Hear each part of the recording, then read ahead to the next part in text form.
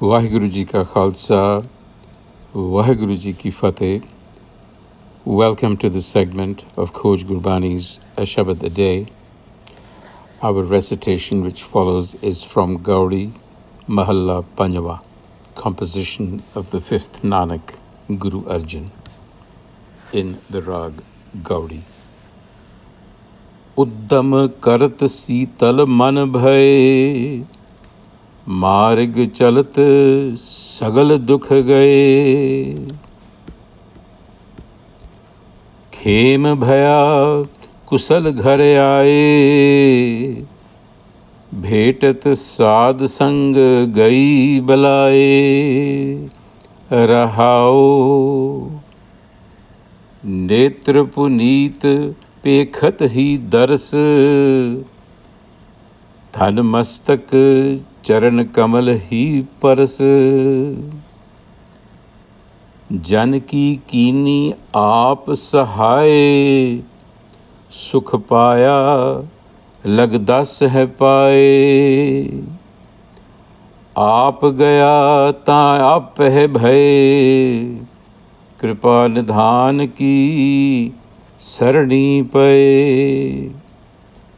जो चाहत सोई जब पाया, तब ढूंढन कहाँ को जाया, अस्थिर भय बसे सुख आसन, गुर प्रसाद नानक सुख बासन, अस्थिर भय बसे सुख आसन, गुर प्रसाद Nanak Sukh Basan. In this passage, the Guru talks about not only the process, the path, but on the importance of the company of evolved individuals and the guidance of the Guru. And he talks about the settling of an unsettled mind.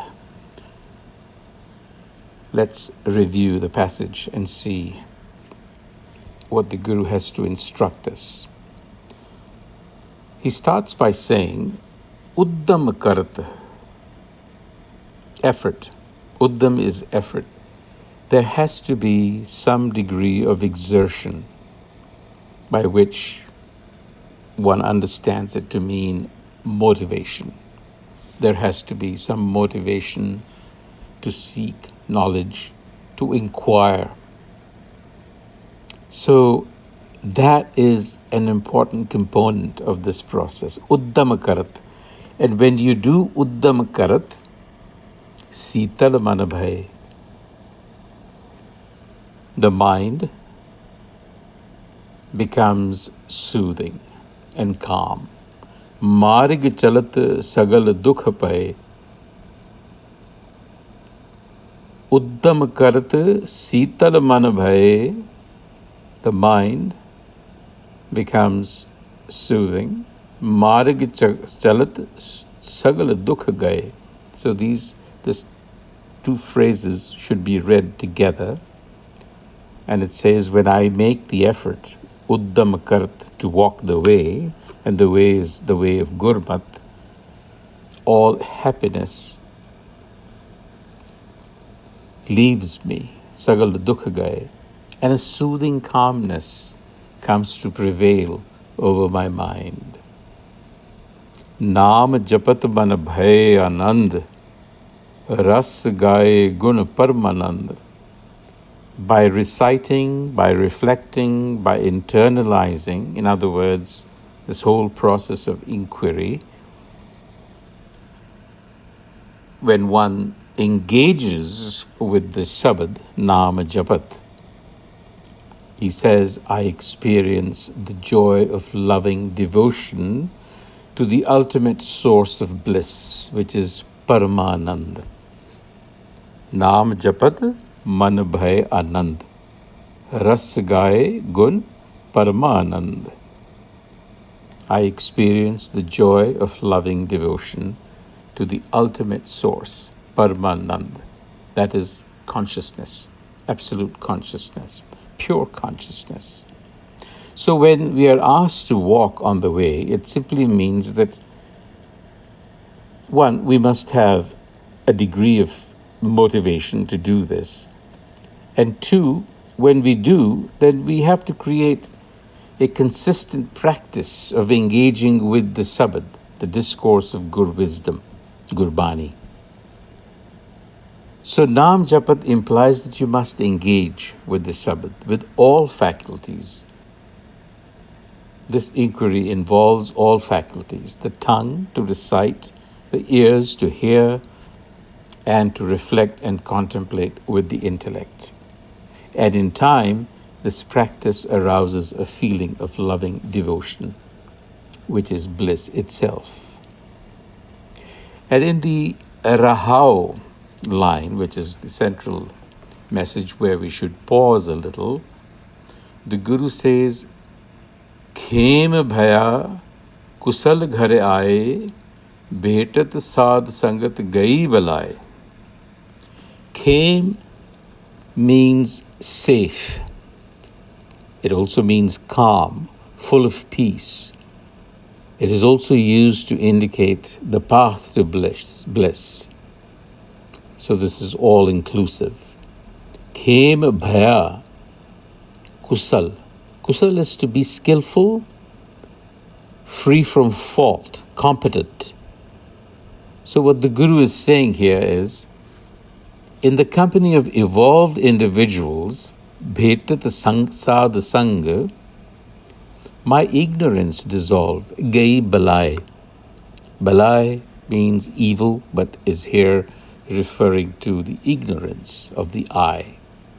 He says, in the assembly of evolved individuals, my ignorance dissolved, and a feeling of complete calm and security came upon me. So we see here there is an emphasis on the necessity of consistent effort and practice of inquiry. But the endeavor is not just solo. Sad Sang, the company and guidance of evolved individuals, is an equally important requisite. So it is quite akin to a mountaineer who scales the peak alone but is rooted in base camp. So we are solo, but we are rooted in Sangat.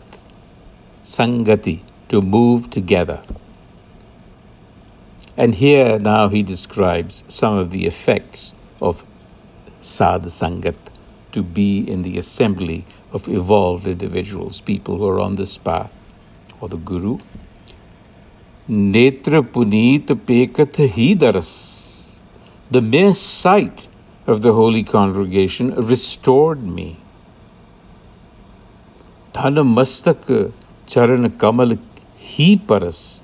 And the touch of learning, simply being in their physical presence, enriched my understanding. Gobind ki tehal safal eh kaya, Sant prasad param pad paya. By harmonizing with the creation, this body-mind then accomplishes its purpose, which is self-realization, which is the dissolution of the feeling of I. And by the grace and insight of the Guru, this consciousness, this absolute consciousness, is experienced. So we know that to be in the presence of evolved individuals can have an electrifying impact on us. One feels a sense of elevation in the company of such individuals. And so by gaining insight from them on the nature of reality and adhering to the guidance of the Guru, we are able to transcend our constricted vision and achieve harmony within. And in the third verse he says, Janki kini aap sahai, sukh paya lagda seh paye. Janki kini aap sahai. Very interesting. Aap means the self, and apeh also means the self. There's a play on words. What he's saying is that happiness and wholesomeness is experienced by sitting at the feet of the congregation, meaning being in the presence of this assembly. But the effort of the devotee, Janki Kini, finds support within the self. So it is the consciousness within us that is actually helping us. So when we turn to the shelter, sarni, of the teachings of the benevolent Guru Enlightener, Kirpa Nidhan. Nidhan is treasure trove. The Guru is the treasure trove of knowledge. When that is received, the sense of ego self disappears.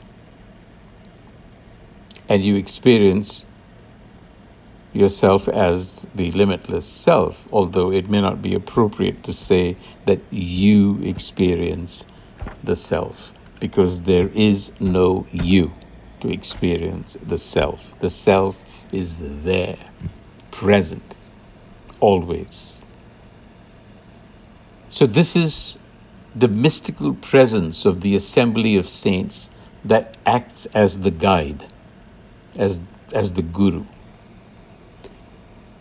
So the Guru concludes by saying, Jo chahat soi jab paya tab ढूंढन kahan ko jaya. I have found what I longed for.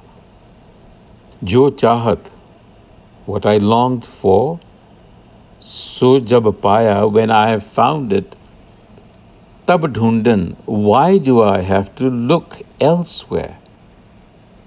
And what has he found? Asthir bhaye base sukh asan, gur prasad nanak sukh basan. Asthir bhaye. What he found was that an unsettled mind, which he brought to the assembly, has settled in equanimity. And through the wisdom of the enlightener, the sweet fragrance of composure. In other words, an unsettled mind is a mind that is churning with thoughts. That is our default state. That is the root problem, the bondage. All thought, when it revolves, creates this idea of an I. It's strung across this notion of an I that is generated by thoughts. So therefore, we have to settle the mind in order to experience the self. Now again, this is the limitation of language when we say I have to experience the self, but the idea is that the self has to be dissolved, and the self is nothing more than a conglomeration of all the thoughts that are constantly churning in the mind. On that note, until the next time, Vaheguru Ji Ka Khalsa, Vaheguru Ji Ki Fateh.